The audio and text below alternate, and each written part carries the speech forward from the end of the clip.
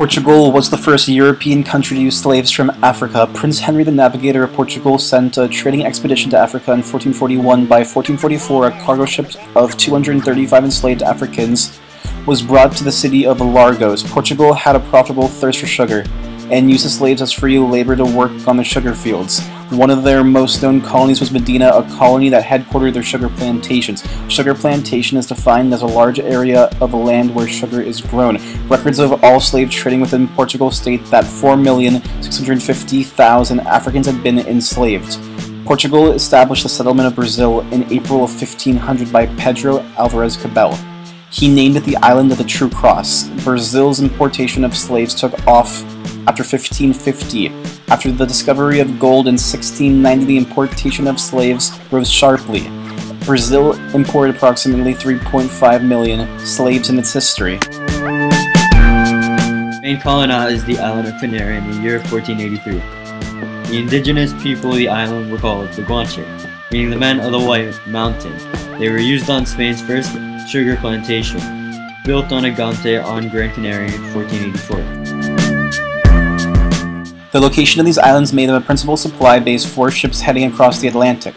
Starting with Columbus's first voyage in 1492, sugarcane was first carried to the Caribbean and the Americas from the Canaries on a return voyage in 1493 to Santo Domingo, and the first shipment cultivated by enslaved Africans was returned to Spain in 1516. Captain John Hawkins made his first known English voyage to Africa in 1562. He captured over 1,200 Africans and sold them as goods in the Spanish colonies in the Americas.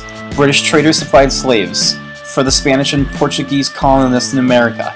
However, the British settlements in the Caribbean and North America grew, often through wars with European countries. British slave traders increasingly supplied British colonies with slaves. Historian Professor David Richardson has stated that British ships carried at least 3.4 million or more slaves. The French turned 4 times as many Africans into slaves as the Americans. They continued the slave trade legally until 1830. During the 1730s alone, the French shipped more than 100,000 slaves from Africa. Slavery started in America in 1619 to aid the production of lucrative crops such as tobacco. 388,000 came to England's colonies in America. In 1634, slaves were introduced to Maryland. In 1642, Virginia passed a fugitive slave law. If one was to be caught helping a runaway slave, they were taxed in pounds of tobacco. The size of the black population in the Caribbean rose dramatically in the end of the 17th century. In the 1650s, when sugar started to take over from tobacco as the main cash crop on Nevis, enslaved Africans formed only 20% of the population. By the 18th century, over 80% of the Caribbean was black. They were used for sugar plantations in the Caribbean as enslaved labor. Hey man! Middle Passage was part of the Atlantic Ocean between the west coast of Africa and the West Indies. It was the longest part of the journey. The death rate was high. One estimate is that 12% of all Africans transported on British ships between 1701 and 1807 died en route. The regular trade route was a system where goods were shipped from Britain to West Africa to be exchanged for slaves. These slaves were shipped to the West Indies and exchanged for sugar, rum, and other commodities, which in turn were shipped back to Britain.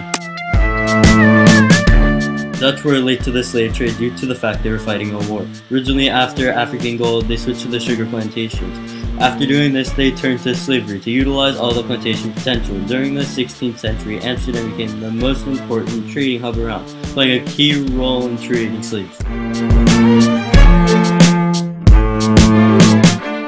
Portuguese reached Benin in 1472 and became friends in 1485. When they founded a trade factory at the port of Guado, Europeans demanded slaves from the very beginning of trade with Benin. It was there that the Portuguese purchased their large first slave cargo.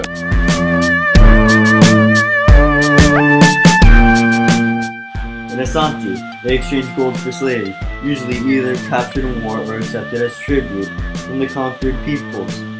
For guns and other European goods, cloth called kente was traded.